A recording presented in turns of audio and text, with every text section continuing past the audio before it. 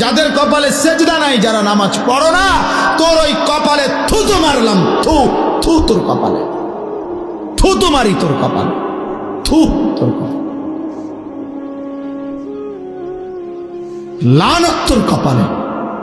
আল্লাহ কোরআনে তোকে লানত দিছে, ওয়া ইন্না আলাইকা লানাতা ইলা ইয়াউমিদ্দিন। আল্লাহ বলছে ইবলিস সেজদা দিলি না, ঠিক আছে, আজকের থেকে নিয়ে কিয়ামত পর্যন্ত তোর উপরে আল্লাহর লানত। যা ভাত খা জানোয়ার, খানা তোর খাওয়াবো, খানা যে তুমি কুত্তারে খাবাই, তোরে খাবাইতাম না। খা, ভাতে না খাবি বেটা, খাবি আর পেশাব করবি, বাথরুমে যাবি, খা। নারী দেখ, ছবি দেখ, উলঙ্গ দৃশ্য দেখ, আর কি জানোয়ারের মতো চলতে থাকো, একদিন ধাক্কা দিয়ে জাহান্নামে ফেলে দিবে। আমার কথা রাগ হইও না দুষ্ট, যারা নিয়মিত নামাজ পড়েন না, হালাল খান না, সুদ খাইতেছেন, ঘুষ খাইতেছেন, কিস্তি লইতে আছেন, ওজনে কম দিতে আছেন, বেডি নাচে, নাচ দেখে, গান দেখে, বেপর্দা চলে, ঘরে টেলিভিশন চলে, নর্তকী নাচে। আচ্ছা, যদি আল্লাহ তাআলার কোনোদিন না ফিরায়, আর কোনোদিন যদি তৌফিক না দেয়, যুবক মনে করো আর কোনোদিন তোমার সেজদার তৌফিক দিলই না, আর কোনোদিন মনেই পড়লো না নাম, তো কি হবে অবস্থা? কোনোদিন আর এই গুনাহ থেকে, হারামের উপার্জন থেকে, সুদের টাকা, ঘুষের টাকা, হারাম উপার্জন থেকে আর ফিরবার সুযোগই দিছে না, মনে করে, তো তখন কি হবে? হ্যাঁ, এরপরে গন্তব্যটা কোথায়?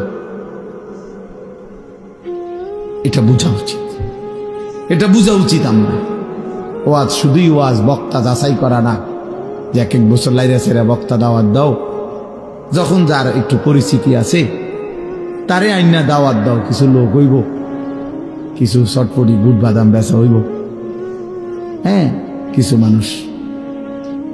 এর জন্য না বাপ, আমি ব্যক্তিগতভাবে এর পক্ষপাতী না। আমার কথা হইল একজনই শুনুক আর 10 জনই শুনুক, বলতে হবে আল্লাহর জন্য। এজন্য ভাই আমার, বাবা আমার, আমরা প্রত্যেকেই ইনশাআল্লাহ আল্লাহর দিকে ফিরে, আল্লাহর দিকে ফিরে আসা, মালিককে সেজদা দেওয়া, এর মধ্যেই আমাদের ইজ্জত, শান্তি, নিরাপত্তা, দুনিয়ারও সৌন্দর্য, আখিরাতেরও সৌন্দর্য। কোনো হারামখোর খুশিতে নাই, কোনো সুদখোর বেঈমান, এই ঘৃণিত কোনো পাপী মানুষের কাছে সমাদৃত হয় না। কেউ হয়তো সামনাসামনি বেইজ্জতি হয়, কেউ হয়তো পিছনে হলেও কি হয়, বেইজ্জতি হয়। কোনো সুদখোর রে কেউ কোনো জোনায়েদ বাগদাদি কয় না। মানুষ এত বেকুব না, আপনি খাইবেন সুদ, আর মানুষকে মাশাআল্লাহ মানে দেখতে একেবারে জোনায়েদ বাগদাদির মতো লাগে। হ্যাঁ, মানুষে চিরা খায় আর আপনি ভাত খান। মানুষে বোঝে না, বাটফার রে মানুষে চিনেন। কথা বোঝেন নাই যে মানুষ আলোকে আলোই বলে, অন্ধকারকে কি অন্ধকারই বলে। এজন্য প্রত্যেকটা ফরমান সীমালঙ্ঘনকারী, জালেম, বেইজ্জতি হয়। এটা সবক বন্ধু, সবক। এটা আমাদের জন্য শিক্ষা।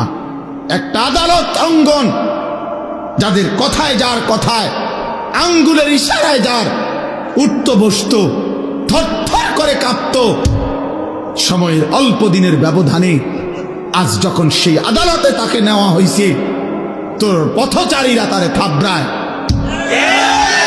পৃথিবীবাসী দেখছে, পৃথিবীবাসী দেখছে। পথচারী থাবড়ায় তার, আর নির্বাক একটা শব্দ উচ্চারণ করার মতো হিম্মত নেই। কোথায় সেই অহংকারী, কোথায় সেই প্রতাপ? বলেন,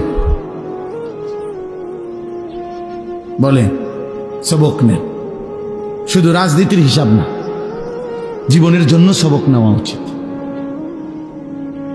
জীবনের জন্য। এই দেখবেন একদিন ইসরায়েলের এই কুত্তার পরিণতিও এমন নিকৃষ্ট হবে যে পৃথিবীব্যাপী ফেরাউন নমরুদের মতো পৃথিবীবাসী একদিন তাকে দিয়েও দৃষ্টান্ত দেবে, কোনো সন্দেহ নেই। এই নেতানিয়াহু নামের এই কুত্তারে দিয়েও একদিন পৃথিবীবাসী উদাহরণ দেবে যে ফেরাউন নমরুদের পরবর্তী এক নমরুদের উত্তরসূরি ছিল, ফেরাউনের এক উত্তরসূরি ছিল নেতানিয়াহু।